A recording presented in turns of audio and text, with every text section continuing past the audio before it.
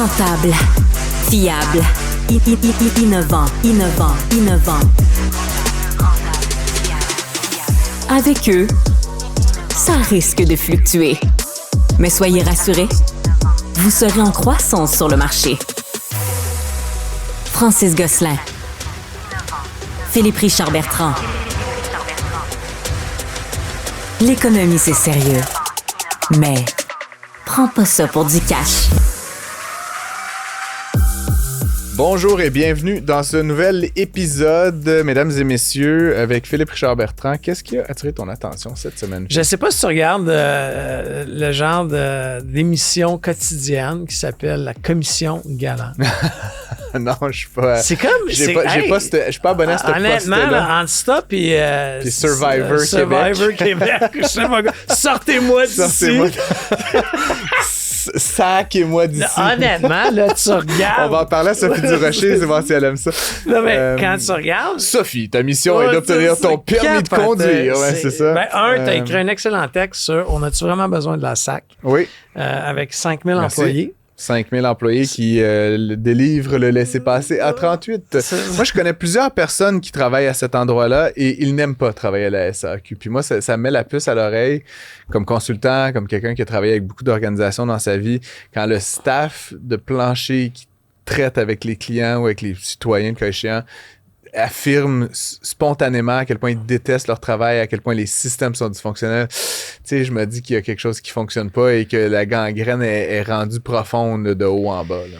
Puis évidemment, ton émission de télécommande, c'est aussi une belle démonstration de profond déni et de déconnexion totale avec le réel. Là, honnêtement, c'est pas la faute de personne. Non, puis il y a personne qui prend responsabilité. Puis là, c'est ça. Moi, j'étais CA, puis là, tu sais, t'es le président, PDG, OK. Puis tu sais, c'est tout du monde qui gagne des centaines et des centaines de milliers de dollars et qui comprennent pas tout ce qui se passe. Là, je veux dire, c'est quand même fou. Là. Ça aidera pas la population. File 300 millions de dollars. Dans 20 ans, on s'en rappellera plus. Là, mais tu sais, ça aidera pas la population, le cynisme que la population a envers les gens en politique. Non, c'est certain.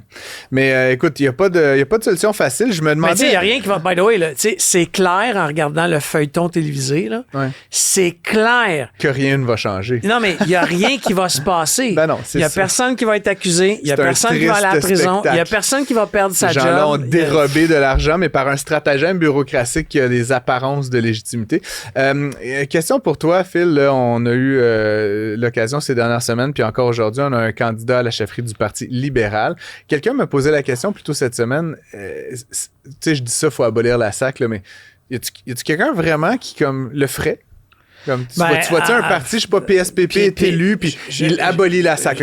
Vois-tu dans... Tu sais, je sais pas, y a-tu un monde, là, une réalité parallèle dans lequel après la CAQ, là, tu sais, 2026, là... Il y a personne qui va faire ça. Pourquoi? Ben, parce que c'est des électeurs, c'est des votes. Les 5000 employés? Non, mais à la SAC, mais tu sais, prends ça à la grandeur. Est-ce que c'est normal qu'il y ait 12 500 employés chez Revenu Québec? Est-ce que c'est normal? Je comprends, Phil, mais mettons qu'on abolissait la SAC, c'est pour les 5000 employés que tu penses qu'ils le feront pas? Ils le feront pas. Parce que je me faisais la remarque, puis c'est d'ailleurs ce que j'ai écrit dans les replacer. Tout le monde déteste la SAC. Tu comprends? Il y a personne qui va te faire une ode à la SAQ. Il y a personne comme « Oh my God, c'est tellement une belle organisation. Hey, on devrait en faire plus des comme ça. Hein? Wow! » Tu sais, Christine Beaulieu qui a écrit « J'aime Hydro ». Puis moi, personnellement, j'aime Hydro. Là. Tous les matins, je check j'ai consommé combien de kilowatts. Mais la SAC, man, c'est comme... Non, mais je suis 100% d'accord avec toi. Je suis 100%, mais on retourne ça où? Tu sais, la problématique, privé, c'est que les gens... pour l'assurance. Mais les 5000 employés... Savais-tu qu'en Ontario, l'immatriculation... Quelqu'un m'a envoyé ça. Écoute, un auditeur m'a envoyé ça, malade mental. En Ontario, combien ça coûte, tu penses, pour l'immatriculation sur une base annuelle? Je sais pas. $0. Hein? Je pense que la place où ça coûte le plus cher dans tout le pays, là. Je la salue, là. C'est une auditrice qui m'a envoyé ça. Elle m'a fait toutes les provinces. Elle dit, mon chum a lu ton article, on a trouvé ça très rigolo. Voici la liste. Écoute, j'essaie de retrouver. Et Montréal, attends, regarde. Saskatchewan, $20. Nouveau-Brunswick, $44. Manitoba, $65. La place la plus chère au Canada, c'est l'île du Prince-Édouard, $100. Montréal, $363. Pourquoi? Ouais, mais c'est Qu'est-ce qu'on obtient? On a-tu des plus belles routes? On est-tu plus pour assurés? payer les 5000 employés. Mais puis donc là, les gens, ce qu'ils me font valoir, c'est qu'on a au Québec le no fault, OK? C'est-à-dire que tu fais un accident ou tu es impliqué dans un accident, indépendamment qui a la responsabilité, la Société de l'assurance automobile va couvrir tes frais de physio, de médicaux, et même si tu es un blessé grave, là, permanent, ils vont te verser une rente à vie, OK? Fine. Mais il y a des pays dans le monde, Phil, où il y a le no-fault, puis le no-fault, il est privatisé. Fait que tu payes une petite cote de plus sur ton assurance de char, mais tu sais quoi? Je devine que c'est peut-être quelque chose comme $363 la prime annuelle additionnelle. Moi, je l'ai regardé. Puis la grosse différence, c'est que tu n'as pas besoin d'aller à la fucking SAQ à chaque année pour le payer, tu sais. Mais tu sais, en Alberta, moi, je sais que je regarde l'Alberta. J'ai la veine jugulaire qui sort, ouais. Mais un permis de conduire en Alberta, si tu n'as pas de point de démérite, le permis de conduire. $93. Pour 5 ans. Ouais, écoute, bref, faut parler d'autres choses. Grève chez Poste Canada, qu'est-ce qu'on fait avec ça? On ferme ça. Aujourd'hui, après ça, on ferme toutes, les amis. On ferme pas. Les gens ont besoin de recevoir du courrier. Dans les régions éloignées, les personnes qui n'ont pas les emails. Je suis d'accord. Je pousse ça un peu, mais on ne peut pas se permettre d'avoir une société d'État qui perd des milliards dont le modèle d'affaires est de perdre de l'argent. D'accord, on fait quoi? On a même, je ne suis pas un spécialiste du courrier, mais dans le sens où... J'aimerais que ce segment s'intitule Philippe Richard-Bertrand 2 points. TikTok. Je ne suis pas un spécialiste du courrier. Je fais juste dire que je pense que la livraison à la porte tous les jours, à la porte à tous les jours, faut que ça cesse. Est-ce que, tu sais, moi, le courrier est livré dans une genre de boîte postale. Puis c'est bien correct. Puis s'il serait levé. Moi aussi, mais on habite dans des quartiers. On habite dans des quartiers denses, là. Je veux dire, tu sais. J'habite sur la rive sud de Montréal. Oui, parce que je veux dire, t'habites pas à Deschambault, là, que ton voisin le plus proche est à comme 162 mètres. À Deschambault, il doit moi, à Deschambault, il y a une boîte postale en bas de la côte, genre à 1 kilomètre de chez moi. Mais je comprends pas pourquoi c'est pas la norme partout au Québec. C'est ça, on n'a plus le choix. Ceci dit, Phil, et je vais faire du millage sur notre premier sujet. Je me questionne beaucoup ces temps-ci, puis tu sais, on fait un peu de mauvaise foi dans tout ça, mais je me questionne beaucoup sur les missions fondamentales de l'État. T'sais. Puis à la limite, la SAQ, je pourrais accepter que la portion assurer les dommages corporels, le no-fault, c'est pas la mission de l'État, mais mettons qu'on peut dire que ça fait comme drôlement partie. Mais moi, ce qui me fâche, c'est le permis de conduire, puis l'immatriculation, puis les taxes pour les autobus, puis les taxes de luxe. C'est comme, on est parti d'une bonne idée, la SAQ, puis on a comme dévoré ça dans plus plein... loin que ça. Est-ce que ça fait du sens que le gouvernement du Québec soit dans la SQDC, la vente de drogue, la Société des alcools? Je veux en venir avec Post Canada, c'est là où tu reviens des millénaires, là. Envoyer le courrier chez le monde, c'est un peu une des fonctions de l'État, tu sais, parce que c'est comme, puis là, moins maintenant, because le courriel et tout ça, mais mettons qu'on accepte là, qu'il y a certaines choses, tu sais, des contrats, tu sais, pour que ça soit de papier. Mettons qu'on dit que c'est une fonction de l'État d'envoyer le courrier, ben alors, soit. Fait que là, on est d'accord, une fois par semaine, dans une boîte centralisée, tu reçois certaines lettres, mais pose-toi la question, tout le reste, Purolator, en quoi est-ce que c'est une mission de l'État de livrer des iPhone à ta porte, genre, mettons, là. Fait que moi, je prendrais tout ça, puis je le vendrais à UPS, genre, tu comprends? Fait que fait que là, finalement, mais c'est ils ont comme... vendu une participation. Mais tu vends tout, Phil. Non, je sais. Tu comprends? Tu vends tout. Tout ce que tu gardes, c'est la fonction de l'État qui est d'emmener le courrier chez les gens, puis chez les gens, c'est à 1 kilomètre. La seule fonction qui n'est pas payante, parce que tu as livré ton iPhone chez toi. Mais tu comprends que si c'était une fois par semaine et que c'était juste les lettres, ça coûterait... Puis moi, je serais bien d'accord qu'ils perdent 22 millions par année pour assumer ça. Là, c'est pas 22 millions. On a prêté $1 milliard. On verra jamais. Ben non, c'est ça. Puis c'est pas fini, là. On a prêté $1 milliard à Noël. T'sais, on est rendu au mois de mai, puis il y en a plus sur ta fête technique. Il va falloir mettre un autre milliard, puis un autre milliard. Fait que, tu sais, comme je te dis, tu vends tout. Tu vends les équipements, tu vends un camion. T'as comme 3 postiers dans tout le Canada, là, puis une fois par semaine, ils vont porter à Deschambault. Non, mais tu comprends ce que je veux dire? L'enjeu, tu l'as dit tout à l'heure, Phil, on parlait de la SAQ. Qu'est-ce que tu fais avec les postiers? 55 000 personnes. Là. Tu sais, la SAQ, 5 000, il y a des cadres, il y a du monde qui font des enquêtes. Il y en a peut-être un 1000 qu'on peut sauver. Les Purolator de ce monde, les Dicom, les Intelcom. Mais ils vont toutes les prendre. Ils cherchent ça. Par contre, le postier ne fera pas 92 000. Comme Amazon. C'est ça, on délègue tout ça au privé. Rapidement, Phil, Rio Tinto Yes. a annoncé investir 1,7 milliard de dollars pour moderniser une centrale, la centrale de l'île Maligne au Saguenay. Et il n'y a pas d'argent public impliqué. Ben, tu sais, il faut savoir... C'est comme trop beau pour être vrai. Non, mais c'est pas trop beau pour être vrai. Ils ont un tarif exceptionnel sur l'électricité. Ils le produisent eux-mêmes. Non, je sais, mais pas pour toute leur aluminerie. Pour ce qui dépasse. Mais tu sais, ils ont un tarif extraordinaire, mais encore une fois... Mais c'est quand même bien, non d'investir du vrai argent privé. C'est ça. Non, mais j'en reviens où est-ce que, tu sais, enfin des investissements qui sont pas conditionnels à être tétés à... Je voulais juste leur lever mon chapeau puis à tous les gens impliqués parce que 1,7 milliard, pas de subvention, pas d'argent public, pas de débentures convertibles, pas de prêt, pas rien. More, s'il vous plaît, Rio Tinto, prenez tout ce que vous voulez. Dernière affaire, là, on n'a plus le temps, mais il y a eu un dossier dans le Journal de Montréal sur le prix de l'essence au Québec cette semaine. J'en ai parlé cette semaine. J'ai quasiment pas envie d'ouvrir le dossier, mais déjà, au Québec, on n'a pas une taxe. On a un système de plafonnement et d'échange des crédits. Okay? Non, mais juste... à Montréal, on est 30 cents de plus qu'en Ontario. Fine, mais... du litre. Et j'ai posé souvent la question, OK? Parce que, évidemment, les gens, disons, plus à gauche vont dire « because », puis les gens plus à droite vont dire « faut enlever ça ». Tu sais, Nicolas Gagnon, là, il est en train de déchirer sa chemise à toutes les minutes de sa vie, mais là-dessus, en particulier, de la Fédération canadienne des contribuables. Mais... tu sais, je pense que tu peux être à droite, mettons, puis pas être contre l'environnement. Tu es d'accord avec moi? Il y a comme le cercle diagramme de Venn. Fait que j'ai juste envie de... Je pense que tu es un petit peu plus à droite que moi, peut-être, mais c'est quoi la solution que les gens de droite proposent pour réduire les émissions de carbone? Mettons qu'on déchire encore notre chemise là-dessus, fine. On déchire ça, on enlève. Mais qu'est-ce qu'on fait, Phil, si on veut réduire notre empreinte carbone? Parce que mettons que t'es pas un climato-sceptique. Là, on met ça sur pause pour 3-4 ans. OK. Là, on brûle Baby Bird. Le temps que la situation économique se replace. Ouais. Parce qu'encore une fois, on peut pas être les plus taxés, les routes sont... Fait que sauver la planète ou en fait les émissions de gaz carbone, ça dépend de la conjoncture économique du moment. C'est ce que tu me dis, c'est ça? C'est pas ce que je te dis. Je te dis, pourquoi qu'au Québec, encore une fois, on est les plus losers de l'Amérique du Nord puis que notre essence coûte plus cher qu'en Ontario? Mais donc, on va en consommer moins. Tu crois, il y a un bienfait à ça, non? On n'en consommera pas moins, mais il y a plus d'entreprises qui vont fermer. C'est l'offre et la demande. Si c'est plus cher, on n'en commencera pas moins. Les gens vont acheter plus de chars électriques. Non, mais moi... On est déjà les champions. La province du Québec est la champion de toute catégorie pour le taux d'achat de véhicules électriques. Là. Je dis comme... Good thing, non? Je suis super content pour vous autres, pour ceux qui en ont acheté. Tu m'as dit que ta prochaine Ma prochaine électrique, effectivement. Tu vas joindre le groupe. Je vais joindre le groupe, mais bon... Je sais que tu as toujours été un peu en retard sur le groupe. Mais... non, mais je fais juste dire...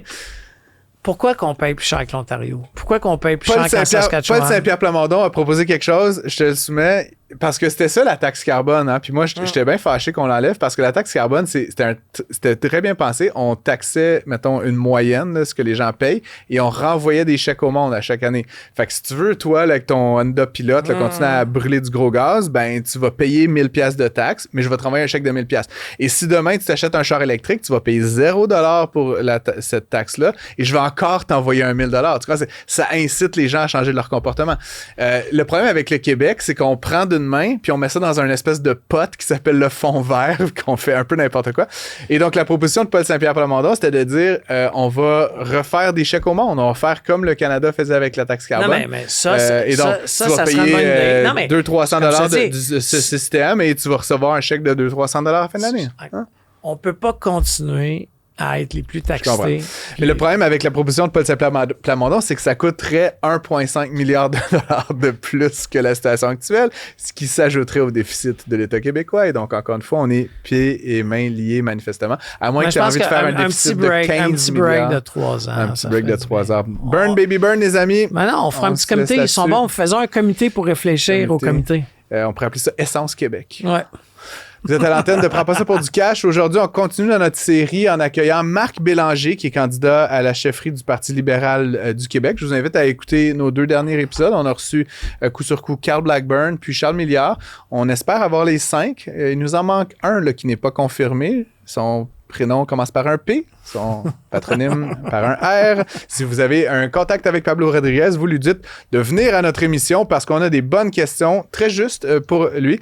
On va enchaîner avec Thierry Lindor, qui est PDG et cofondateur de Happly AI, donc une entreprise dans le domaine de l'intelligence artificielle. Et on termine aujourd'hui avec Caroline Soriol, qui est présidente directrice générale de Mission Unité Aînée, une initiative là, pour mieux loger nos aînés, justement, à moindre coût, avec d'excellente qualité. Si vous avez des questions, des commentaires, évidemment, vous les écrivez en dessous sur YouTube, vous nous écrivez par courriel, studio@cube.radio, à Phil ou à moi sur LinkedIn. On se retrouve dans un instant avec notre premier invité. Un taux d'intérêt très élevé qui défie toute la concurrence du marché. Avec Francis Gosselin et Philippe Richard-Bertrand. Prends pas ça pour du cash. On continue de vous donner la chance de découvrir les candidats à la chefferie du Parti libéral du Québec avec aujourd'hui Marc Bélanger, qui est l'un des 5 candidats à cette fameuse chefferie. La course se termine dans moins d'un mois. Marc, hâte que ça se termine peut-être?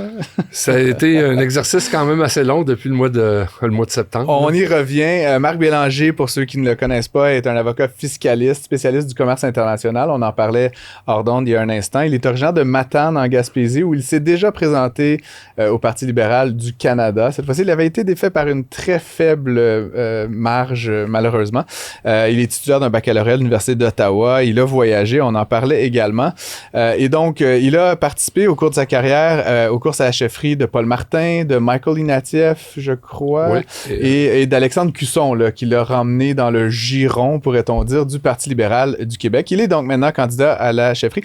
Vous avez une carrière impressionnante, Marc, en droit fiscal, en commerce international. Qu'est-ce qui vous a motivé à vouloir vous lancer puis à faire de la politique, là, si vous êtes élu, votre vie, finalement, comme chef du Parti libéral éventuellement, puis peut-être un jour comme premier ministre? Tout a commencé il y a, en réalité, l'an 2000. Moi, je rêvais de travailler à l'international, mais puis le cheminement normal, c'était de passer avec les entreprises, puis à un moment donné, il y a quelqu'un qui venait te chercher à l'international où tu pouvais travailler au gouvernement. Mais je me suis aperçu rapidement qu'au Québec, c'était quand même assez restreint l'international, puisque naturellement, je travaillais en international, mais j'ai pris une décision en 2000 de me présenter dans Matane, parce que je me suis dit, je vais me présenter aux élections. Je vais aller aider les gens de la région pendant une quinzaine d'années, puis après ça, je ferai de l'international. C'était un peu la vision. Le chemin inverse, peut-être. C'est ça, exactement. Fait que je suis allé dans le comté de Matane, qui est un comté extrêmement difficile. Personne ne pensait que j'allais gagner. À toutes les fins de semaine, je faisais 1500 km. Je partais de Montréal. J'allais vendre des cartes de membres. Parce que vous habitiez à Montréal. Oui, c'est ça. J'avais commencé à travailler en international. Ouais. Et donc, ça a fait en sorte que je me suis intéressé à la politique.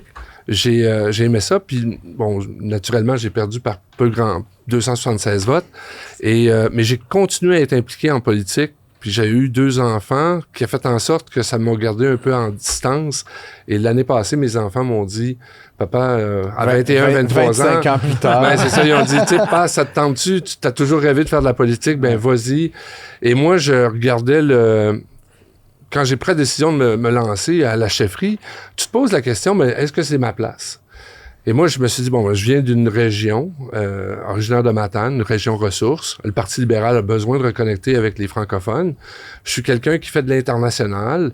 Donc, moi, ma vision, c'est de l'ouverture sur le monde. Je pense que le Québec, pour les défis du futur, doit se tourner vers l'international.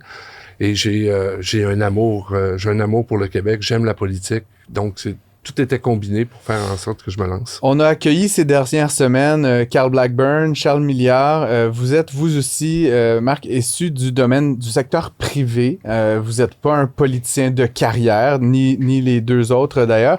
Comment est-ce que justement cette expérience particulière qui est la vôtre là, influence votre vision pour le développement économique du Québec? Moi, je pense qu'en politique, le problème qu'on a, c'est que il manque beaucoup de vision et une des raisons pour ça, c'est parce que les gens ont pas assez d'expérience sur le terrain. Puis quand je parle d'expérience sur le terrain, là, c'est des expériences avec les entrepreneurs, qui ont des problématiques, puis on essaie de... Parce qu'il y a un aspect économique, là, il y a un aspect social très important, mais c'est ce côté-là qui amène une différence, cette vision économique, parce que tout passe par l'économie. Si on veut avoir des programmes sociaux, les programmes sociaux, on doit être en mesure de les payer. Et donc, il faut que l'économie fonctionne bien pour être en mesure d'amener cette richesse nécessaire à l'établissement des programmes. Mais ensuite de ça, naturellement, c'est de l'organisation. Quand on rentre, par exemple, dans le domaine de la santé, la santé, sans être une business, c'est comme une entreprise. Et donc, il faut avoir cette vision, comment on traiterait les gens à l'intérieur de cette organisation-là, comment on structure. Et je trouve que le politique s'éloigne énormément de ce qui est la réalité dans le quotidien. J'aimerais ça vous entendre sur la taille de l'État. Il faut pas se le cacher, on est dernier classe au Québec dans plusieurs secteurs, la productivité, la performance, la taille du nombre d'employés de l'État. Puis là, j'ai comme l'impression qu'on a embauché beaucoup de monde dans les 6 dernières années pour pas d'avancement en termes des services à la population. Ça va pas plus vite à l'éducation, ça va pas plus vite en santé. Je me demandais, est-ce qu'on parle de réduction de l'État, de performance de l'État? C'est quoi le plan de match? Mais exactement, quand je parlais là, de la différence entre le privé et le public, c'est qu'on a l'impression que le public, c'est la structure par en haut qui descend vers le bas, tandis que dans le privé, on essaie d'être efficace au niveau de la clientèle, puis de faire en sorte qu'on va mettre la structure en place pour bien servir la clientèle. Et je pense que c'est dans le domaine de la santé, par exemple, on devrait se poser la question, quand les gens rentrent à l'urgence, comment on fait pour bien les servir, bien les approcher? Quand on a des services spécialisés, encore une fois, il faut se poser la question, comment on fait pour être proche du bénéficiaire et de faire en sorte que lui ait une expérience. Et on met la structure en place. Actuellement, c'est l'inverse. Dès qu'on a un problème, on rajoute un groupe par-dessus. Santé Québec, par exemple. Mais Santé Québec, là, c'est un exemple que, naturellement... Ou Mobilité Québec, enfin, c'est ça. Mais la liste est longue. Mais Santé Québec... Il va bientôt avoir une agence du transport aussi. C'est ça, Mobilité Québec. C'est ça, Mobilité Québec, imagine. Mais c'est ça, c'est que, par exemple, la question de Santé Québec, c'est une centralisation en réalité. Si on veut bien servir la clientèle un peu partout, il faut que tu aies une décentralisation. Donc, Santé Québec, c'est un peu l'antithèse de votre vision moi, je pense que, de l'État québécois. Surtout que les gens, ils ont une réalité à Montréal, puis après ça, tu as une réalité en région. La réalité en région est complètement différente de celle de Montréal, puis on essaye d'avoir un all tout fit pour tout le monde. Mais ça ne fonctionne pas comme ça. Par exemple, moi, je pense qu'il faut être proche des syndicats.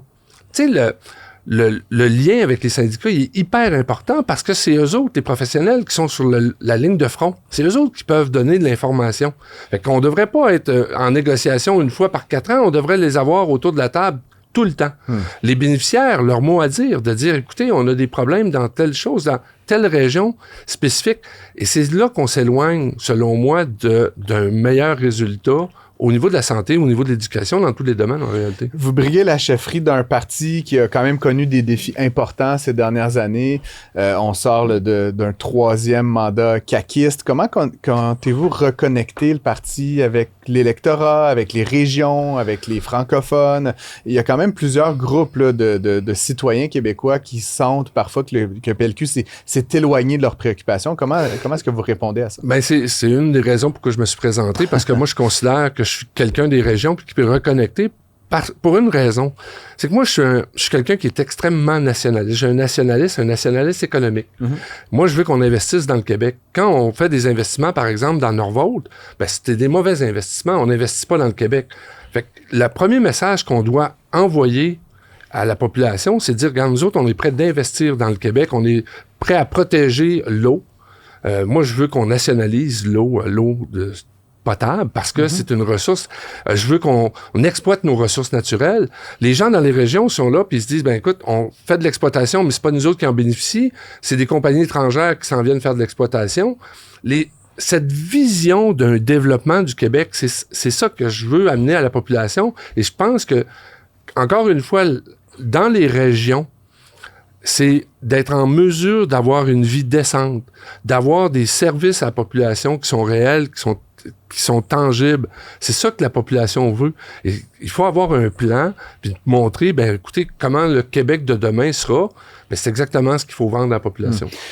Vous parlez justement de développement, d'exploitation des ressources naturelles. Certains mettent ça un peu en opposition avec la notion de protection de l'environnement, développement économique d'un côté. Et c'est particulièrement vrai dans les régions, je pense sur la Côte-Nord, au caribou forestier, qui est évidemment en opposition avec la foresterie. Vous parlez des sociétés étrangères. Comment est-ce que vous arbitrez un peu ces deux ordres de préoccupation-là? Ça, c'est super intéressant qu'on en parle parce que je vais exposer ma position là-dessus clairement.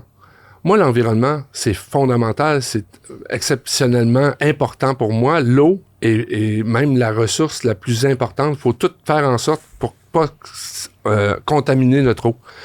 Mais par ailleurs, on vit dans un monde où on a de la pression d'un peu partout. Les Américains, un jour, vont avoir besoin de nos ressources naturelles et on va devoir les exploiter. C'est inévitable.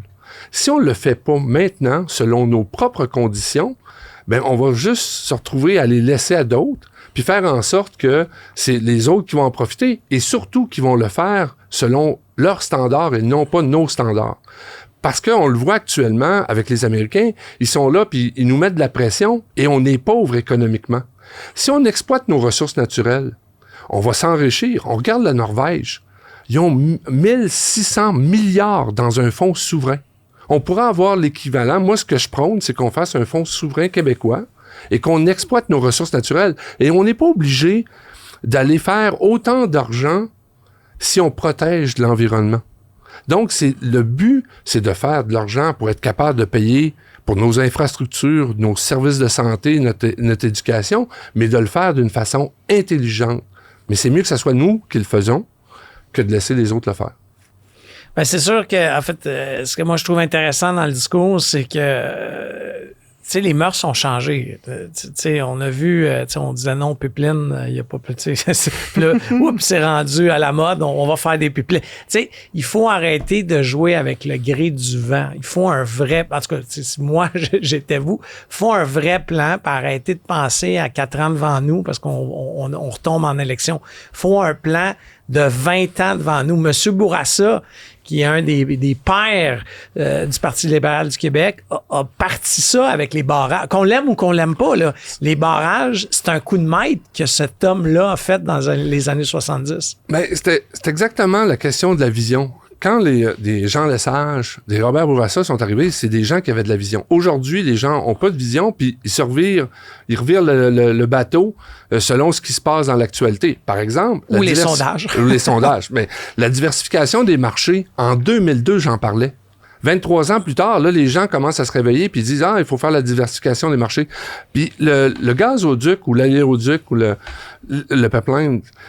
Ça, là, les gens du Québec maintenant disent « Ah, on est peut-être plus ouverts. » Mais pensons, c'est du gaz, du pétrole de l'Alberta qui va s'en venir par pipeline puis qui va s'en aller être vendu à l'international. La plus-value pour le Québec, c'est pas nous autres qui va tirer le plus grand du profit. Mais on n'exploite pas nos ressources naturelles, mais on va laisser l'Alberta exploiter ses ressources naturelles. Quand je parle de vision, c'est qu'on devrait, on devrait s'en aller, exploiter nos propres ressources. Mais là, moi, j'ai pas de problème à l'exploitation à l'Alberta. On va en bénéficier avec la péréquation. Mais là, l'Alberta va dire, hey, la gang de pauvres du Québec, vous vivez sous notre bras. C'est un peu niaiseux. Ouais, c'est vrai, mais c'est ça. Mais ça, là, quand on regarde le discours, là, le discours économique, il est pas tout le temps là. Puis, je vous le dis encore une fois, les gens sont bien plus réactifs. La diversification des marchés, par exemple. Quand je parlais de ça il y a 23 ans, moi, je regarde, au Québec, on a tous les gens, les Québécois, qui sont originaires des pays à l'étranger, qui viennent de l'immigration. Ben, quand on essaye de percer dans des marchés étrangers, il faut avoir des connaissances. Est-ce que notre produit va être bon? Est-ce qu'il va être adapté? Est-ce que la langue... On a tous les gens des différentes nationalités ici. On devrait les utiliser pour faire en sorte que nos entreprises vont être performantes sur les marchés étrangers. C'est le même d'avoir de la vision puis de penser. Puis savez-vous quoi? Quand je parle de ça aux personnes qui viennent d'immigration, là, ils sont tous contents parce qu'ils disent, hey, finalement, il y a un Québécois qui dit qu'on a de la plus-value sur la société québécoise. ils ont de la grosse plus-value dans le commerce international, puis on l'a pas structuré encore. On voit la passion qui ressort. Ça m'emmène à un de ces sujets, justement, sur lesquels il est intéressant d'entendre chacun des candidats, celui de l'immigration. Vous en parlez, on a une richesse d'immigrants établi ici au Québec. Par contre, c'est un sujet qui fâche, ou en fait qui revient constamment dans l'actualité. Ça a fait l'objet d'un des débats là, récemment entre les 5 chefs. J'aimerais un peu entendre votre position, Marc. Il faut plus d'immigrants, il faut autant d'immigrants, il faut moins d'immigrants, il faut de différents immigrants. Qu'est-ce qu'on fait avec ça, là, l'immigration? La première, moi, ce que j'ai dit, là, quand ils sont arrivés avec les chiffres, moi, j'ai dit, pourquoi les politiciens donnent des chiffres? On n'a aucune compétence pour donner des chiffres sur comment on a besoin d'immigrants. Ce qu'il faut faire, c'est un comité indépendant qui va regarder les besoins des entrepreneurs, puis qui va regarder la capacité d'absorption. Puis après ça, ils feront des recommandations, puis on ira de l'avant avec ça. Parce que c'est vrai qu'on a besoin au niveau économique. Mais d'un autre côté, moi, j'aime pas que les entreprises arrivent et disent « Hey, nous autres, on a besoin de l'immigration tout le temps pour être capable de combler nos postes. » Je veux qu'il y ait en même temps, quand tu déposes ton plan pour avoir ton immigrant, donne-nous un plan d'automatisation en même temps pour voir à remplacer ton immigration par un plan de transformation de ton entreprise. Et ça, c'est pas encore fait. Donc, il n'y a pas encore une fois cette vision globale de regarder l'immigration comme étant, oui, on a des besoins, mais comment on fait pour être moins dépendant? Donc, comment on fait pour automatiser? Mais surtout, c'est quoi les besoins? Quand les gens arrivent, par exemple, le patronat, puis ils disent, on a besoin de temps. Oui, mais OK, mais tu prends pas en considération le fait qu'on a des logements limités. Puis ça, d'une région à l'autre, ça va différer. Les besoins dans le logement, c'est pas nécessairement le même à un endroit. Le taux de chômage est pas le même. En plus de ça, moi, je veux qu'on fasse ça au niveau des MRC plutôt que dans les régions. Parce que si on prend Montréal avec, par exemple, Saint-Jean-sur-le-Richelieu, on peut mettre ça dans un ensemble, mais le taux de chômage est pas le même. Si je peux me permettre, tu sais, il y a même des entreprises, Francis et Marc, qui sont prêtes. Moi, j'en connais une qui est pas moi. Ils ont carrément bâti des blocs appartements. Tu sais, eux, ce qu'ils ont dit, OK, on est bloqué parce qu'ils disent qu'il n'y a pas de logement. On va bâtir les logements, mais laissez-nous avoir des travailleurs étrangers. Il y a une question où est-ce qu'on ne devrait pas privilégier ces entreprises-là? Parce que tu comprends que bâtir un 6-plex, un 8-plex, ça fait travailler l'économie locale, là, en plus, là, des contracteurs locaux, etc. Moi, je suis entièrement d'accord. L'idée, c'est qu'on demande à l'employeur de nous fournir un plan de comment sa vision, comment il va faire en sorte pour... S'il dit, regarde, moi, le logement, il n'y a pas de problème, je vais m'en occuper, je vais bâtir un immeuble qui va abriter mon personnel. Parfait, si tu vas le franciser... Il y a toutes sortes d'éléments comme ça, par exemple, au niveau de la francisation. Moi, ça me fait rire quand tout le monde parle de dire « Hey, là, ils coupent les professeurs ». Sur quelle planète on vit de penser qu'aujourd'hui, l'éducation doit nécessairement passer par des professeurs dans une salle? Moi, ce que j'ai dit, regardez, moi, mes enfants, là, ils ont appris 2 langues supplémentaires, en plus de l'anglais et le français. Ils parlent 4 langues. Ils ont utilisé Duolingo. Déjà, Duolingo les a amenés à un certain niveau. Ensuite de ça, il y a des personnes âgées où il y a des gens qui seraient prêts à donner faire du bénévolat. Ces gens-là pourraient faire de la conversation avec des immigrants pour les aider à pratiquer leur français. Je dis pas qu'on doit pas avoir de professeurs, mais de penser qu'on est obligé de mettre les gens dans une salle de classe, ça me fait sursauter. Et d'ailleurs, je vais vous dire, quand je parle, moi là, tout le monde parle des dépenses. Moi, je veux parler d'enrichir le Québec. Quand je parle d'enrichissement du Québec, j'ai parlé naturellement des ressources naturelles. Mais je vais parler de l'international. On a l'éducation. Moi, à Montréal, tout le monde parle, il faut pas couper nos étudiants étrangers parce que c'est nos survies de nos écoles. Encore une fois, dans quel genre de monde les gens pensent qu'ils sont aujourd'hui quand, au niveau des formations en ligne, on est à 2020, on était à 20 milliards. Coudonc. Vous avez parlé avant? 20 milliards. Puis on est à 400 milliards en 2024 et ça va en montant. On a la connaissance. La connaissance au Québec, c'est comme une ressource naturelle. On devrait vendre notre connaissance partout à l'international. Et les universités, les collèges, les écoles primaires, secondaires pourraient faire des formations puis les vendre partout dans le monde dans les différentes lignes. Je vais couper tout de suite l'herbe sur le pied de Phil avant qu'il réagisse. Phil est président d'une entreprise qui fait de la formation en ligne, fait que je vous laisserai faire connaissance après. Je termine rapidement, Marc. Si vous êtes élu chef du Parti libéral du Québec, c'est quoi les premières étapes là, qu'il faut mettre en place? Il y a des élections en 2026.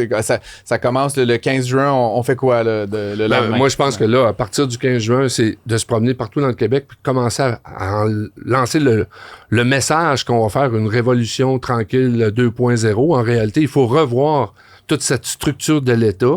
Il faut penser au développement de l'enrichissement. Mais quand je parle de l'enrichissement, naturellement, il va y avoir une période de transition. Moi, ça me fait pas peur d'emprunter pour être capable, pendant une certaine période de temps, jusqu'à temps que les revenus rentrent, de faire en sorte de soutenir les programmes sociaux.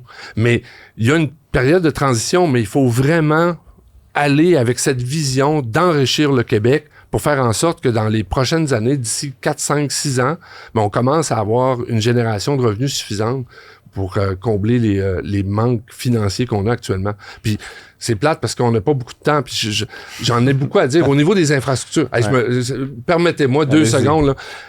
C'est pas normal qu'au Québec, pendant que le reste du monde bâtissent des autoroutes, des buildings, et nous autres, on a Hippolyte Lafontaine, que ça va prendre 8-9 ans. Le train de banlieue à Deux-Montagnes, ça fait 6 ans qu'il est arrêté. Quel genre de... Puis le REM est en panne à tous les jours. Puis les coûts. Moi, j'ai mis des mesures, j'ai annoncé des mesures sur le fait que tout contrat qui va être donné, qui dépasse de 15% au niveau des coûts ou du temps, du délai, il faut qu'il y ait des enquêtes. Des enquêtes pour savoir est-ce que c'est le gouvernement qui est en tort dans ses appels d'offres ou c'est l'entrepreneur. Mais si l'entrepreneur est en tort, ben qu'on le pénalise pour les offres. Actuellement, là, c'est le free for all. Les gens, regarde, le 3e lien à Québec, 5 milliards, 10 milliards, 15 milliards, ça n'a aucun sens. On sort des chiffres d'un chapeau. Ben non, mais c'est basé sur rien. En tout cas, j'aime ça, moi. Je peux me ranger derrière une bonne partie de ces idées-là. Marc Bélanger, candidat à la chefferie du Parti libéral du Québec. Merci d'avoir été avec nous en studio. Merci. Merci. Un flux sans interférence. Pour une écoute plus que rentable. Prends pas ça pour du cash. Notre prochain invité est un entrepreneur au parcours riche, engagé. Je le connais, je le suis sur les médias sociaux depuis fort longtemps. C'est comme peut-être pas la première fois qu'on se voit, mais on s'est pas vu on s'est beaucoup plus vu en ligne qu'en ligne. Thierry Lindor est président, directeur général et cofondateur de Haply AI. C'est une plateforme qui mise sur l'intelligence artificielle pour favoriser, si je comprends, là, puis tu vas tout nous l'expliquer dans un instant, l'inclusion économique, faciliter l'accès aux ressources, le financement, les opportunités pour les entrepreneurs issus de la diversité. On a connu Thierry donc pour son franc-parler, là, plusieurs initiatives marquantes. Colors of COVID, c'était toi, ça? Ouais. Sinon, la Fédération africaine-canadienne de l'économie, tu es impliqué là-dedans. Bref, on ne te fera pas ton CV au complet. Merci d'être avec nous en studio, Thierry. Merci à vous de nous déjà, on se lance. Tu as commencé dans l'immobilier, tu t'es retourné vers cette nouvelle initiative Haply.ai. Qu'est-ce qui t'a motivé à passer d'un secteur très brique et mortier à un secteur entièrement technologique comme celui dans lequel tu évolues? Au fait, moi, ma première start-up, ça a été en 2012-2013, même avant. On a commencé en 2008-2009. On avait une start-up une telco, au fait. Okay. C'est là qu'on s'était rencontrés la première fois. C'était Roxane Télécom. On avait eu un deal avec Daniel Henkel puis Serge Beauchemin. Okay. T'es allé au Dragon, ah ouais? Ouais, on a eu un deal à la TV. C'est un original. OG, là. les dragons quand c'était encore cool. Là. Bien dit, shots fired. Mais ouais, c'est ça. Puis après ça, j'ai toujours été dans l'immobilier. On ne retient aucun punch à cette émission. OK, nice. OK, on a le droit. OK. Puis c'est ça, après ça, en immobilier, depuis déjà 20 ans, in and out. Puis là, j'ai commencé une boîte en intelligence artificielle technologie où est-ce que on aide les gens à faire, en fait, on fait du maillage entre du financement non dilutif, puis on fait aussi l'autopopulation de la demande en utilisant du computer vision, du OCR. Pour les gens à la maison, financement non dilutif, c'est de la dette essentiellement. essentiellement? C'est pas de la dette, c'est aussi des subventions, des crédits d'impôt et des appels d'offres. Donc, n'importe quoi qui est non dilutif, qui veut dire que tu n'as pas besoin de te diluer pour avoir accès à de l'argent. C'est-à-dire de vendre des parts de ton entreprise. Exactement, Francis. Exactement. Et donc, vous mettez en contact avec des gens qui en ont besoin, donc des entrepreneurs essentiellement? Des OBNL, des entrepreneurs, même des chercheurs. On vient de signer un deal avec la Ville de Laval. On est comme un Tinder économique. Au lieu de te matcher avec des mots de tête, on te matche avec de l'argent. Je vois bien le fonctionnaire là, au CNRS. I'm gonna swipe right on this one. OK, un Tinder. Économique. Au lieu de te matcher avec des mots de tête, on te matche avec de l'argent. Puis éventuellement, on fait éventuellement l'autopopulation. Puis aussi, on a un anticipateur de texte, un peu comme un Antidote ou un Grammarly, mais au lieu de corriger des fautes de grammaire, ça corrige anticipe des fautes de subvention ou des fautes d'appel d'offres que t'aurais pu faire si t'as jamais écrit d'appel d'offres de texte. C'est très à la mode, l'intelligence artificielle, Thierry. Bon, justement, tu te lances là-dedans, t'es un gars intelligent, mais passe-nous à travers le brouillard. Là, c'est quoi l'IA, puis c'est quoi un gros Excel qui fait bien sa job? Oui, c'est ça. Ben, effectivement, il y a beaucoup de nos compétiteurs, nous, on pense qu'ils sont des gros Excel qui font bien leur job. Éventuellement, on parle de Agentic Workflow, de RAG, puis de tout ce qui bouge. Je pense que ce qui différencie l'IA des personnes qui clament faire de l'IA, c'est est-ce que ta technologie apprend? Puis je pense que ça, c'est vraiment la question fondamentale que beaucoup de personnes ont peine à répondre. Nous, on a pu accélérer chez NextAI. On a fini première compagnie sur 467 parce qu'on a pu démontrer justement que notre solution était capable non seulement d'apprendre, mais dans le temps qu'on parlait pas d'Agentic Workflow puis de RAG, nous, on était déjà en avance en travaillant avec le Mila de façon considérablement étroite et en étant capable de produire des résultats qui sont plus optimal que la moyenne. Moi puis mes cofondateurs, Sean Muir puis Dinesh, qui sont... Vous êtes trois. C'est quoi votre... Toi, on est 14 temps plein. C'est-tu codé, toi? Moi, dans un passé... C'est-tu toi qui fais l'IA? J'ai des bases vraiment de base. Sur Internet, personne ne sait que vous êtes un chien. Exactement. Non, si je code, vous allez tous saigner du nez à voir mon code. C'est pas toi c'est pas moi le CTO, exactement. Donc, mes cofondateurs, c'est les cofondateurs de EDM.com qui ont quand même grandi ça à 19 millions d'utilisateurs, des milliards d'écoutes, notamment des collaborations avec Kendrick Lamar avant que Kendrick Lamar était là, puis tous des gros noms. Donc, eux, c'est des gars de la musique qui étaient vraiment plus codeurs, puis qui sont notre CTO qui est à Toronto, Sean qui est à Montréal avec moi, qui est plus du côté design de la plateforme, UI, UX, puis moi qui est vraiment plus du côté développement des affaires.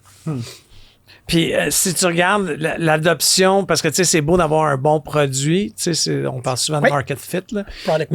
Mais est-ce qu'il y a une adoption des entrepreneurs? Tu sais, y a-tu de la traction? Avez-vous des clients? Ah, ouais. Nous, on a 84 000 usagers. On n'a jamais vendu une part. On possède 100% de notre business. Puis on a, tu sais, on parle beaucoup de MRR, de Monthly Recurring Revenue, de revenus récurrents mensuels. That's it, je pense que je l'ai bien dit.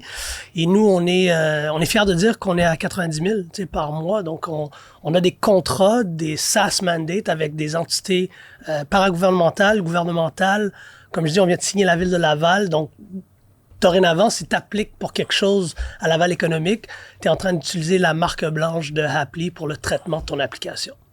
Tu parlais de NextAI, je vois que tu as ton fabuleux chandail. C'est aussi que tu as gagné Google, un prix. Tu avais gagné 350 000 350 000 US. On vient de faire un bel investissement de Google. Ouais. Je voulais t'entendre là-dessus parce que, puis Phil, tu peux rebondir aussi parce que tu connais bien ces différentes initiatives-là, mais j'ai parfois l'impression, pour l'avoir vécu aussi moi-même dans mes contacts avec les startups, qu'il y a des gens qui font un peu du incubator hopping, là, c'est-à-dire qu'ils passent de ça à ça, puis là, tu aurais pu avoir ta montre, je sais pas, une autre affaire, puis tes t-shirts.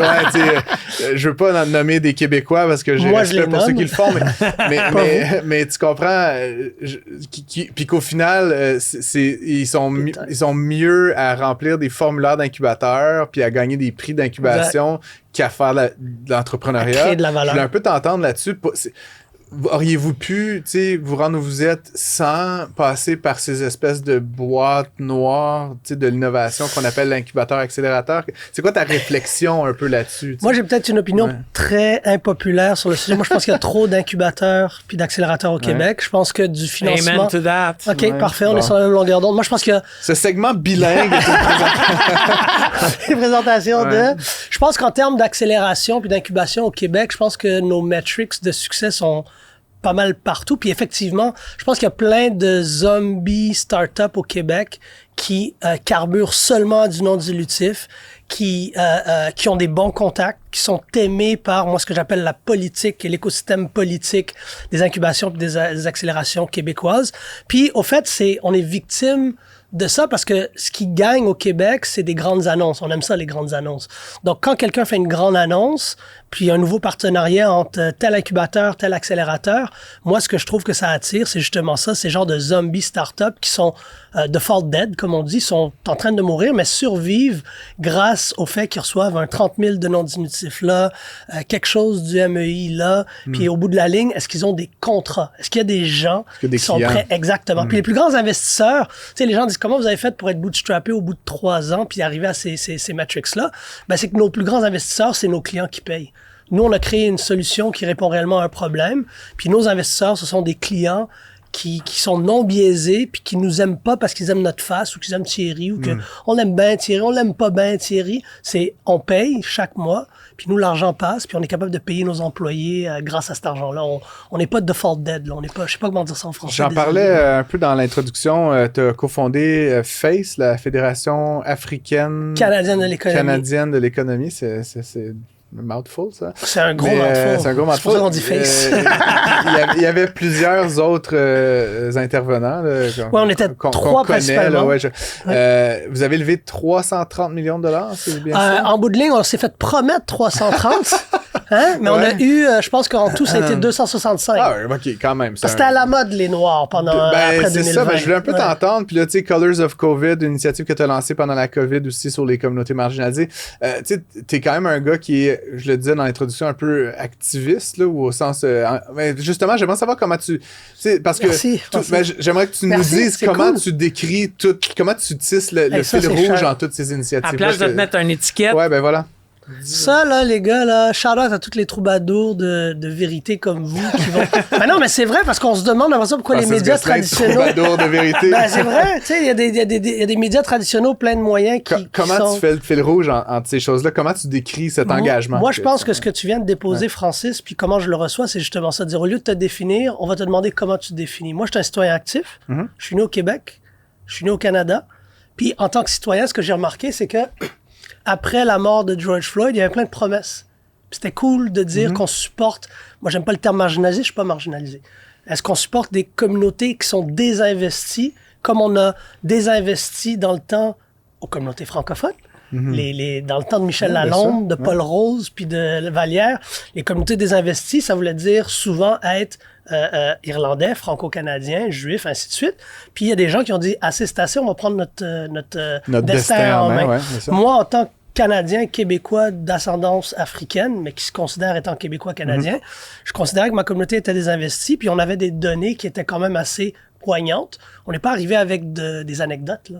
Du ressenti. C'est du data, là. Du vrai data. Ouais. Moi, je suis un gars de data, puis dans l'immobilier, je pourrais en parler longtemps, on n'aurait pas assez de temps aujourd'hui, mais moi, mon succès dans l'immobilier, c'était le data, ma présence sur les médias sociaux, puis comment je laisse personne me brander qui je suis, mais je me redéfinis à chaque fois. C'est parce que je comprends le data, je comprends le branding, je comprends le marketing, puis la communication. Puis ce qu'on a fait, c'est qu'on a utilisé ça, ce momentum-là, pour aller chercher des sommes qui, on pense que étaient méritées. Pas parce qu'on est noir, parce que justement, il y avait du data qui disait qu'il y avait moins d'investissements qui étaient faits. Et comme de fait, le data a parlé. On a réussi à avoir des investissements de 265 millions. Mais je te dirais que même ça, c'était aussi beaucoup de politique. Peut-être pas le temps encore d'en rentrer aujourd'hui, là, mais pas là-dedans. Les élus sont tombés. Je te ramène, puis je termine peut-être là-dessus, mais bon, Happly.ai, ça ne sera jamais Facebook, là, c'est-à-dire ma mère n'utilisera jamais cette application-là. C'est encore drôle. Oui, mais tu vois ce que je veux dire, c'est un marché qu'on pourrait dire un peu de niche, il faut être dans une logique de financement, tu vois ce que je veux dire, oui, mais on a des ONL, on a des chercheurs. Oui, mais ce que je veux dire, c'est pour, il n'y aura jamais 4 milliards d'utilisateurs, là, tu comprends? Fait que je voudrais un peu t'entendre, c'est quoi le endgame? Le endgame, parce qu'à un moment donné, des OBNL, des startups, il y en a plusieurs, il y en a des millions, mais je dis juste, ça se veut pas grand public, c'est ça mon point. Fait que où est-ce que tu vois à un moment donné l'asymptote, la fin pour toi ou pour le résultat que tu souhaites atteindre? Nous, le paroxysme le futur, où est-ce qu'on s'en va avec cette technologie-là? On imagine un monde où, en ce moment, l'analogie que je donne souvent aux investisseurs potentiels puis aux gens qui consomment notre technologie, c'est comme LinkedIn. Sur LinkedIn, tu as des gens qui cherchent des emplois, Sur Appli, tu as des gens qui cherchent des opportunités économiques. Sur LinkedIn, tu as des gens qui donnent des emplois. Puis sur Appli, tu as des gens qui donnent des opportunités économiques. Nos principaux clients sont du côté de données. Donc, en réalité, on est un marketplace d'opportunités économiques.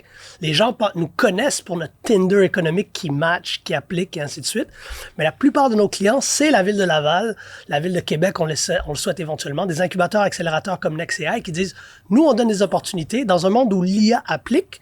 L'IA aussi doit réviser ces applications-là pour qu'on arrive au human in the loop. Où est-ce que c'est des humains réels avec des vrais projets qui gagnent des appels d'offres. Puis nous, on pense qu'Appli peut driver l'innovation québécoise, canadienne, en s'assurant que avec le noise ou le bruit que ChatGPT fait dans toutes les applications, tout le monde a des belles applications, mais demande-leur d'épeler les mots dans l'application puis paye-les 100 000 pour te dire qu'est-ce que ça veut dire. Ils commencent à saigner du nez puis ils sont plus capables de te parler puis ils bégayent. Donc, Thierry, nous, c'est ça qu'on fait. Va te réinviter sans doute à mesure que ça devient la prochaine licorne canadienne. Je rappelle que tu es québécoise, président directeur général de Appli.ai. On peut visiter le site web, évidemment. Merci. Merci. Francis Gosselin, Philippe Richard-Bertrand. Le seul duo qui vous redonne vraiment la monnaie de votre pièce. On est avec notre prochaine invitée. Elle s'appelle Caroline Soriol. C'est la présidente directrice générale de Mission Unitainée. Alors, Mission Unitainée, c'est un organisme sans but lucratif fondé en novembre 2023. C'est une initiative qui veut construire 1100 logements sociaux abordables pour les personnes âgées autonomes de 65 ans et plus à faible revenu, répartis dans 11 villes du Québec, dont Longueuil, Rimouski et Mascouche. Bonjour, Caroline. Bonjour. Merci d'avoir accepté notre invitation. Tu peux-tu mieux résumer peut-être que moi qu'est-ce que ça fait Mission Unitainée? Oui, bravo, vous l'avez dit. Alors, Mission Unitainée, c'est né de la vision de Monsieur Luc Maurice, qui est le fondateur du groupe Maurice, là, qui est un réseau de résidences de grande qualité pour les personnes aînées un peu partout au Québec. Et Monsieur Maurice voulait redonner, il voulait s'assurer que tous les aînés de toutes les classes sociales puissent avoir accès à un logement. Il est très préoccupé des aînés là, qui vivent avec tout simplement leur pension de vieillesse fédérale plus le supplément de revenu garanti. Donc, ça fait un revenu annuel là, d'à peu près 25 000, 26 000 $ par année. Donc, ces gens-là, ils souffrent tout particulièrement là, de la crise du logement. Et donc, M. Maurice a inventé un projet qui allait permettre d'offrir très, très rapidement, à bon coût, des logements de qualité qui sont vraiment destinés à ces personnes là, qui ont un revenu de moins de 30 000 $ dans leur grand âge. Je me demandais qu'est-ce qui a motivé que vous preniez la tête de ce projet-là d'envergure? Moi, personnellement, alors, avant d'être à Mission Unitainée, là, je dirigeais un organisme qui s'appelle Les Petits Frères, qui vise à lutter contre l'isolement des personnes aînées du grand âge, donne un accompagnement affectif là, aux personnes vulnérables affectivement. Alors, c'est comme ça que j'avais connu Monsieur Maurice, et puis quand il s'est lancé dans cette aventure-là, il m'a invité à le rejoindre. Et pour moi, c'était une façon là, de continuer une mission personnelle, là, d'améliorer la qualité de vie des personnes aînées qui sont plus vulnérables. J'ai cru comprendre en fouillant un peu sur vous là, que vous avez une double formation d'ingénieur et en sociologie. Oui, okay. J'ai aussi une formation de gestionnaire au HEC. Non, mais je me demandais juste... Ouais, mais qu'est-ce qui pousse... Moi, j'aimerais savoir surtout si elle porte la bague de l'ingénieur, Caroline. Bon, tu vois. Mais qu'est-ce qui... on est à la radio, là, mais je le montre. Oh, c'est filmé aussi. C'est filmé. Mais qu'est-ce qui... Tu sais, c'est un peu ça qui vous a amené à vouloir faire un peu des projets sociaux puis de l'immobilier? En fait, l'immobilier, c'est arrivé un petit peu par le privilège là, que j'avais de connaître Monsieur Maurice, qui avait cette grande vision-là pour changer la vie des personnes aînées et vulnérables. Moi, c'est plus à mon âge, là, j'ai déjà comme des grands pans de vie. Là, j'ai eu un pan comme ingénieur dans ma vingtaine, ensuite plus en transition dans la trentaine, puis la quarantaine, j'étais vraiment dans le domaine psychosocial avec des bénévoles à la grandeur du Québec. Donc, toute une autre dynamique là, de vie ou de parcours professionnel. Mais le projet qu'on pilote actuellement, on a digressé sur pourquoi ce projet-là, puis pourquoi j'y étais. Mais le projet est très concret. On va offrir là, donc au départ, le projet c'était 10 bâtiments de 100 logements chacun. Et à cause de notre processus là, efficace, notre façon là, de gérer ces projets-là en portefeuille et tout, on a réussi à dégager des économies. Finalement, on va faire 11 projets avec l'argent qu'on a reçu pour en faire 10. Mais chacun de ces bâtiments-là, en fait, ils sont tous identiques. Ça fait partie là, de la clé du succès du projet. Donc, on minimise les risques. On a un bâtiment qui est optimisé aussi dans sa construction. Et chacun des bâtiments, donc, va comprendre 100 logements, une grande salle commune, une terrasse à l'extérieur, une salle de rencontre aussi, il y a une génératrice, il y a de la climatisation. Donc, je veux dire, c'est des appartements qui vont être extrêmement confortables avec un loyer d'environ 660 $ par mois pour un 3,5. Alors, c'est assez révolutionnaire là, d'être en mesure d'offrir un tel projet. Alors, pour revenir à moi et conclure là-dessus, moi, ce qui me fascine ou ce qui me motive, c'est de faire des projets à fort impact. J'aime ça aussi quand c'est compliqué ou quand c'est complexe. Il y a beaucoup de parties prenantes, il y a beaucoup de pièces mouvantes aussi pour mener de front 11 chantiers de construction dans 11 villes au Québec avec le partenariat avec le ministère, la SHQ, Desjardins. Il y a plein de partenaires, là, plein de moving parts, là, mais en fait, on va livrer dans les délais, voire même certains de nos projets vont être livrés un petit peu avant avec des coûts inférieurs à ceux qui étaient prévus au début. Alors, c'est assez révolutionnaire. Ben, ça m'emmène, puis c'est une des raisons pour lesquelles on était bien intrigués de vous parler, Caroline, c'est que, bon, le journal a fait un dossier sur le coût des constructions dans le domaine des RPA ces dernières semaines, et on a évidemment entendu des histoires d'horreur de propriétés, en fait, de logements individuels qui avaient coûté 1,8 million de $, mais avec une moyenne là, autour d'1 million. Comment expliquez-vous que tout l'argent n'aille pas vers vous? Vous semblez savoir ce que vous faites. Je blague un peu, mais je veux dire, c'est révoltant de voir qu'avec des ressources limitées, des organismes comme le vôtre n'héritent pas de la part du lion pour des logements à 660 $. Ils doivent pas coûter 1,8 million de $ à construire. Là. Mon doctorat en économie est loin, mais je me rappelle encore vaguement de quelques petites règles de 3. Comment vous expliquez cet écart monstrueux entre ce que vous arrivez à faire en parallèle et ce que ailleurs on construit pour plus d'1 million de $? Ben, écoutez, dans ce qui a été relaté, là, il y a quand même le 1,8 million, c'est vraiment un exemple extrême. Là. On parle d'une conversion de couvent. Alors ça, c'est un des éléments aussi. Au Québec, on souhaite préserver du patrimoine, notamment religieux, mais historique aussi. Mais dès qu'on met le doigt là-dedans, aïe, aïe, aïe, on est mieux d'être prêt pour des grandes surprises. Alors ça, je pense que c'est ce qui explique là, le fait de cette variance, là, d'avoir cet exemple-là, 1,8 million la porte. Maintenant, en moyenne, là, vous parlez d'1 million la porte pour les maisons des aînés. C'est un produit qui est particulier, là, la maison des aînés. Dans le fond, c'est un CHSLD. Un CHSLD, c'est presque un hôpital. Hein? Donc, il y a beaucoup d'espaces de soins, mais on étant le gouvernement, a voulu créer des maisons des aînés qui seraient révolutionnaires, qui seraient des milieux de vie extraordinaires pour nos aînés, puis on peut pas être contre ça. Maintenant, comment est-ce que les coûts se ramassent là où ils sont? Ben, il y a plusieurs facteurs.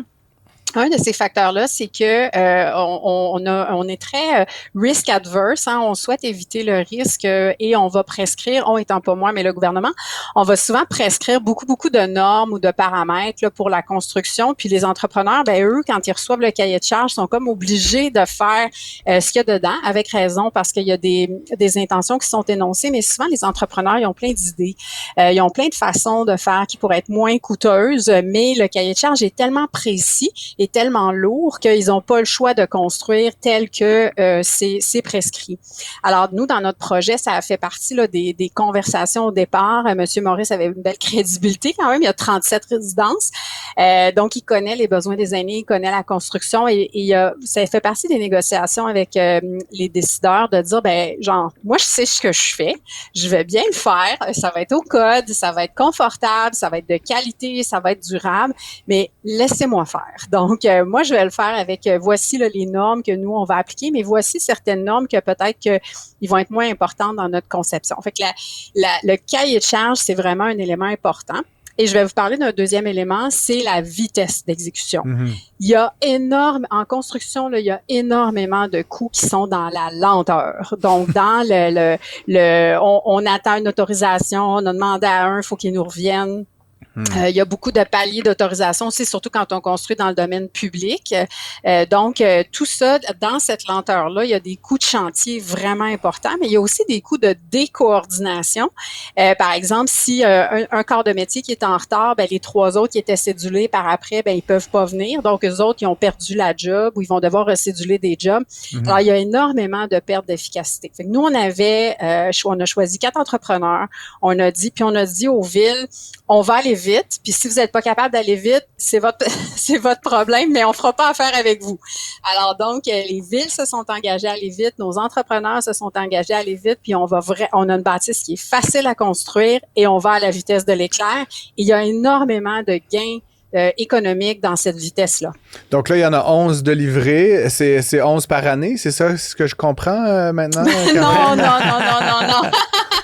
Belle essai. Mais blague à part, la suite de tout ça, ça ressemble à quoi? Parce que franchement, vous avez construit 1100 logements. Je crois que les besoins sont plus grands que ça. Hein? Merci déjà d'avoir fait ceux-là, mais si on doit se projeter vers l'avant, est-ce que vous voulez continuer dans cette lancée? Si oui, à quel rythme? Sur quel horizon? Comment vous envisagez justement, suite à cette première vague, pourrait-on dire, ce premier succès, la suite des affaires?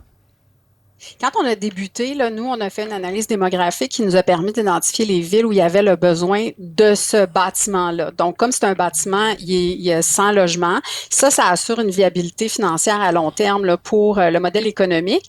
Donc, 100 logements, 6 étages, ça va pas n'importe où. Donc, ça prend des villes de taille importante. Fait qu'on a fait une étude démographique pour choisir 30 villes qui seraient des candidates potentielles pour recevoir le bâtiment.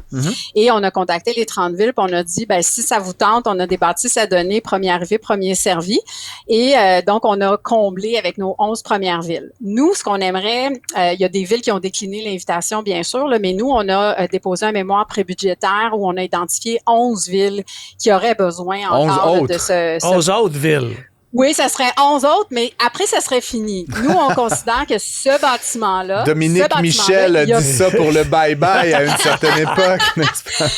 Ça se peut, mais je veux dire, on a identifié un besoin, puis le besoin, il va être pas mal comblé en ayant construit ça. Après ça, les villes qui ont dit non, ça leur appartient, ils ont d'autres projets. Alors, ça serait comme la fin de ce bâtiment-là. Mais ça nous empêche pas de rêver parce que des besoins en habitation, il y en a plein. Alors, oui, peut-être qu'on pourrait rêver à un autre produit qui vise une autre clientèle particulièrement. Ça nous empêche pas de rêver, mais pour ce qui est de notre beau bâtiment de 100 logements, 6 étages, là, nous, on vise une seconde phase. On a déposé un mémoire prébudgétaire, puis on attend que les décideurs choisissent notre efficacité. Mais je voulais vous remercier, Caroline Soriol, d'être venue à Prends pas ça pour du cash. C'est le fun de voir qu'il y a quelqu'un qui a une solution pour une partie de la crise du logement, puis surtout pour nos personnes âgées. Là, il va falloir en prendre soin. Là, la population est très vieillissante. Alors, merci beaucoup de ta participation. Bien, ça m'a fait plaisir, puis je reviendrai vous voir pour en annoncer d'autres. Phase 2, 3, 4, 5. Merci, Caroline. Merci, Avec Caroline. plaisir. Bye-bye. Au revoir. Francis Gosselin et Philippe Richard-Bertrand remplissent vos poches sans vous les vider. Merci d'avoir été à l'écoute. On me chuchote en régie qu'on a un peu dépassé le temps qui nous était imparti, donc pas beaucoup de conclusions à faire pour vous, malheureusement, sinon que vous inviter à nous écrire. Phil, le mot de la fin? Sachez qu'on court toujours après les 2 derniers candidats de la course à la chefferie du libéral. Parti libéral. S'il y a quelqu'un qui connaît M. Pablo, de le contacter en notre nom, on tente de le contacter. Monsieur Pablo et Mario, je pense, Roy est confirmé pour la semaine prochaine. Parfait. Donc, restez il y en à a juste un, l'antenne. finalement. Ne prends pas ça pour du cash. Merci d'avoir été à l'écoute. On se retrouve la semaine prochaine, même place, même heure. Tous les épisodes de Prends pas ça pour du cash sont disponibles en podcast sur l'application et le site cube.ca.